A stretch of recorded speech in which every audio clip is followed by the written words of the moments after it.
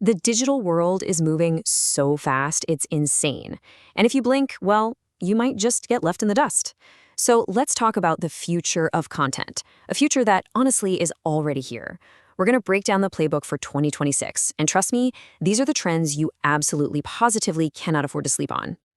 And this right here, this isn't just some clever little quote. It's the stone-cold truth of our digital world. Your audience is always on the move, always looking for the next thing. So if you're standing still, you're not just standing still, you're actually falling behind. So that's the million-dollar question, isn't it? Where is all that attention, all that engagement actually heading? Well, think of this as your roadmap. Let's dive in and find out.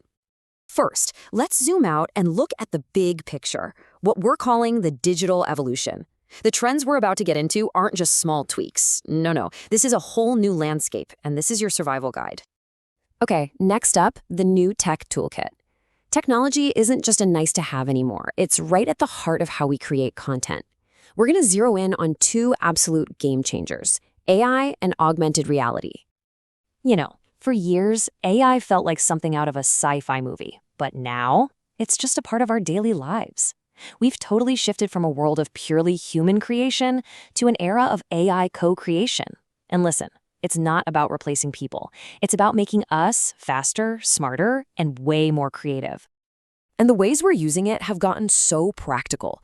I mean, we're talking about AI that helps edit your videos in a fraction of the time, tools that schedule your posts when people are most likely to see them, and even voice AI that sounds so real it can host a whole show. And yeah, you heard that right. Virtual AI influencers are actually getting real brand deals. It's wild. And if you're thinking this is just for small-time creators, think again. I mean, huge brands like Prada and Calvin Klein have already gone all in, using AI-generated models in massive campaigns. And the results? They went completely viral. It created buzz, it created debate, it got everyone talking, which is exactly the point, right? Now let's talk about the second tool in this new toolkit, augmented reality. Just a couple of years ago, AR felt like a fun little novelty, a gimmick. Fast forward to 2026, and it's become a serious competitive advantage that actually moves the needle for businesses. Take IKEA, for example. They rolled out this super simple AR feature that lets you see how a piece of furniture will look in your actual room. This wasn't just for fun. It solved a huge problem for anyone shopping online. And what happened? Their online sales shot up because people could buy with confidence. Genius. Okay, so we have the tools, but what kind of content should we actually be making? Let's get into the stuff that really connects, micro videos and interactive content. These are the formats grabbing and holding our attention. 10 to 40 seconds. That's it. Let that sink in for a second. That is your window of opportunity. Platforms like TikTok, Reels, and Shorts have completely rewired our attention spans. If you can't get your point across in that tiny time frame, you're already lost in the scroll. And the undisputed master of this? Duolingo. They didn't sink millions into traditional, boring ads. Instead, they just started posting these fast, hilarious, sometimes kind of weird, short videos. It cost them basically nothing compared to a big TV spot, but it turned their brand into a beloved global meme. That's the power of microvideo. Now, the other side of this whole content coin is interactive content. See, people don't want to just sit back and watch anymore. They want to get involved. Interactive content invites them to click, to vote, to swipe, to actually do something instead of just consuming. And getting interactive is probably easier than you think. It can be something as simple as a quiz or a poll. Or it could be engaging swipe-up stories, custom AR filters for Instagram, or even those cool 360-degree product views you see on websites now. Sephora totally nailed this. They created these quizzes that help you find the perfect product for your skin type or your personal style. It wasn't just fun, it was super useful. It made customers feel like they were getting a personal recommendation, not just being sold something. And guess what? Their conversion rates went way up.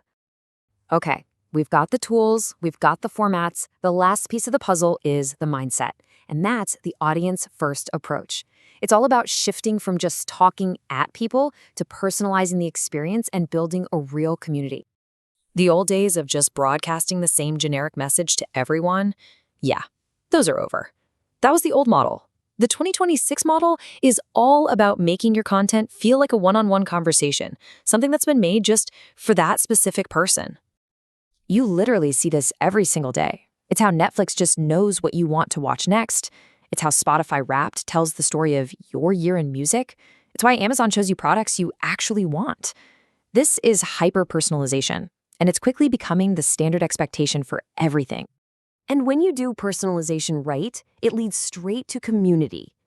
Now, a community is not just a follower count on Instagram. It's an active, passionate group of people who feel like they belong to something. It's a place where your audience actually becomes part of the content, sharing their own stuff, their reviews, their tutorials, their experiences. And these communities, they're really flourishing in more private, cozy corners of the internet. We're talking about private Facebook groups, dedicated Discord servers, exclusive communities on Telegram and WhatsApp.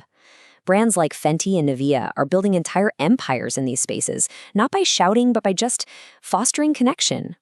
So that's the tech, the formats, and the mindset. Let's wrap it all up. Here's your 2026 playbook, the one big thing to remember. Here it is. Success in 2026 isn't going to be about who has the biggest budget or who can yell the loudest.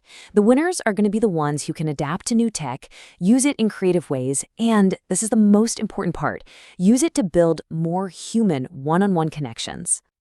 So that's the playbook. The trends are pretty clear. The only question left is, will you be one of them?